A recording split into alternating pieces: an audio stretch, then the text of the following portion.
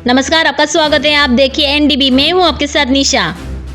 संजय राउत का बीजेपी पर बड़ा हमला। राज्यसभा सांसद ने कहा दिल्ली और मुंबई में चुनाव जीतने के लिए दंगे जैसा माहौल बना रही है भाजपा। लाउडस्पीकर विवाद और दिल्ली में हिंसा के बीच शिवसेना सांसद संजय राउत केंद्र सरकार पर एक गंभीर आरोप लगाया है। में शिवसेना सांसद ने कहा देश के दो प्रमुख शहर दिल्ली और मुंबई में जिस तरह से दंगों का माहौल बनाया गया है वे दुर्भाग्यपूर्ण है। दिल्ली में नगर निगम चुनाव आने वाले हैं और उस चुनाव को जीतने के लिए यह सब किया जा रहा है। मुंबई में भी बीएमसी की चुनाव नजदीक है और यही वजह है कि यहाँ लाउडस्पीकर का मुद्दा उठाया गया है। मुंबई में सांसों को थमा देने वाली घटना।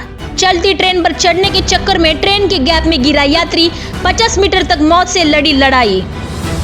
मुंबई में चलती ट्रेन से चढ़ने और उतरने के चक्कर में यात्री अक्सर घायल हो जाते हैं या जान गंवा बैठे हैं। इसके बावजूद यह सिलसिला रुकने का नाम नहीं ले रहा है। ताजा मामला कल्याण रेलवे स्टेशन से सामने आया है। यहाँ चलती ट्रेन में चढ़ने के चक्कर में एक शख्स प्लेटफॉर्म और ट्रेन के गैप के बीच में गिर पड़ा और तकरीबन 50 मीटर तक घसीटते हुए आगे बढ़ता रहा। यह घटना कल्याण रेलवे स्टेशन के प्लेटफॉर्म नंबर 4 के लगे कैमरे में कैद हुई है। पुणे में जघन्य वारदात। घर से गायब 8 साल के बच्चे का शत विदेशी शव हुआ बरामद। आरोपी की गिरफ्तारी तक परिजनों का अंतिम संस्कार से इनकार।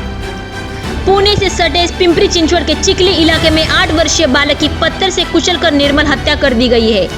बच्चे का शव रविवार देर रात शत विदेशी हालत में बरामद हुआ है।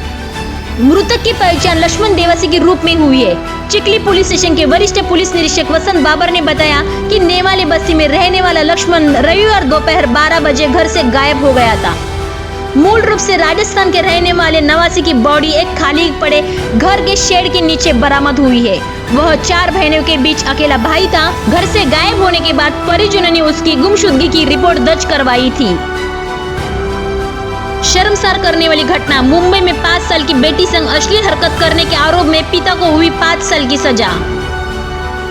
5 साल की बेटी संग अश्लील हरकत करने के आरोप में पिता को मुंबई की विशेष अदालत ने 5 साल की सजा सुनाई है। दोषी के खिलाफ उसकी पत्नी ने यह शिकायत दर्ज कराई थी। आरोप के मुताबिक पिता बेटी के प्राइवेट पार्ट पर बार बार छूता था। मामले की सुनवाई के दौरान जस्टिस एच.डी. शेंडे ने कहा कि आरोपी ने पीड़िता पर कोई शारीरिक या प्रत्यक्ष हमला नहीं किया है, उसे कहीं चोट भी नहीं आई है, लेकिन इससे कोई फर्क नहीं पड़ता है।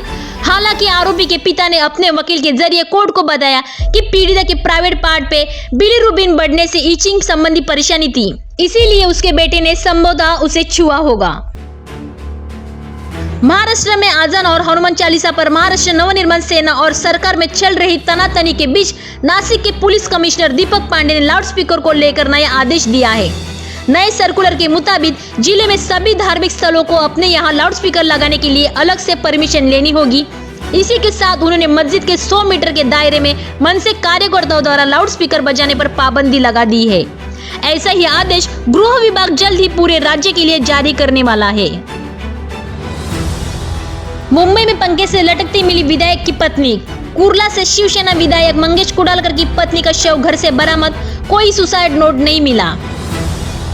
शिवसेना विधायक मंगेश कुडालकर की पत्नी रजनी का शव मुंबई के कुर्ला इलाके में उनके घर से बरामद हुआ है। शुरुआती जानकारी मुताबिक शव बेडरूम में पंखे से लटका हुआ था। पुलिस इसे आत्महत्या जानकर जांच को आगे बढ़ा रही है। मौके पर पुलिस कमिश्नर और जॉइंट सीपी जांच के लिए पहुंच गई। जॉइंट सीपी के मुताबिक शुरुआत में पुलिस को फोन पर फांसी लगने की सूचना मिली थी। शव को कब्जे में लेकर पोस्टमार्टम के लिए घाटकोपर के राजावाड़ी अस्पताल में भेज दिया गया है। मंगेश कुडालकर का घर कुर्ला के नेहरू नगर इलाके में आता है, इसलिए इस मामले में नेहरू नगर पुलिस की टीम जांच कर रही है। हालांकि पुलिस को अभी तक कोई सुसाइड नोट बरामद नहीं हुआ है। बेतिया में चूड़ा मिल में लगी आग, लाखों की संपत्ति जलकर राख। उत्तर भारत का सबसे बड़ा चूड़ा मिल। उत्तर भारत के सबसे बड़े चूड़ा मिल में मंगलवार को अचानक आग लगने से हड़कंप मच गया। घटना बेतिया जिले के चनपटिया नगर के वार्ड नंबर 6 स्थित मां शारदे चूड़ा मिल में आज दोपहर 3 बजे अचानक आग लगी। इस आग से लाखों की संपत्ति जलकर खाक हो गई। आग लगी में DG set, motor room, panel room, चावल चूड़ा, धान जूट एवं प्लास्टिक के बोरे समेत लाखों का नुकसान हुआ है। मिल के प्रोपराइटर रामजी प्रसाद ने बताया कि रोज की तरह ही निर्धारित समय से मिल चल रहा था। दोपहर में अचानक से बिजली के शॉक सर्किट से आग पकड़ लिया। इंदौर के पास हाथोद में तालाब में डूबने से 2 बच्चों की मौत हो गई।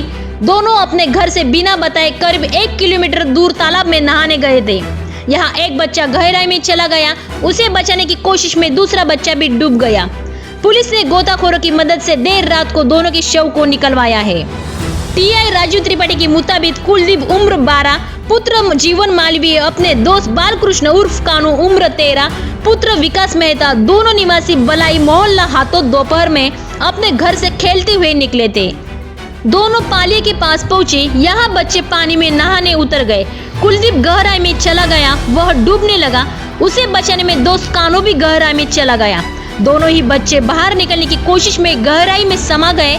देर शाम ग्रामीणों ने तालाब के पास कपड़े पड़े देखे तो मामले की सूचना पुलिस को दे दी। पुलिस ने देर रात तक रेस्क्यू ऑपरेशन चलाया और गोताखोरों की मदद से दोनों बच्चों के शव बाहर निकाले गए। राजस्थान में भीषण सड़क हादसा, 11 की मौत। अस्थि विसर्जन कर लौट रहे थे, खड़ी ट्रैक्टर ट्रॉली से भिड़ंत के बाद पलटी पिकअप, 7 घायल। झुंझुनू में हुए सड़क हादसे में एक परिवार के 11 लोगों की मौत हो गई है। इनमें 2 किशोर और 2 महिलाएं शामिल है। 7 लोग घायल हुए हैं। सभी घायलों को झुंझुनू के बीडी के अस्पताल में लाया गया। घटना जिले के गुड़ागोंज की है। मंगलवार दोपहर लीलो की ढाणी के पास उदयपुर वाटी गुड़ा रोड पर पिकअप अचानक पलट गई। कृष्णानगर के यह लोग लोह मार्ग अस्थि विसर्जन करने गए थे। गाड़ी में 18 लोग सवार थे। लौटते समय यह दुर्घटना घटी है। गुजरात में थम नहीं रहे दंगे। हिम्मतनगर, खंभात और द्वारका के बाद अब वडोदरा में सांप्रदायिक हिंसा। पुलिस ने अब तक 22 को किया अरेस्ट।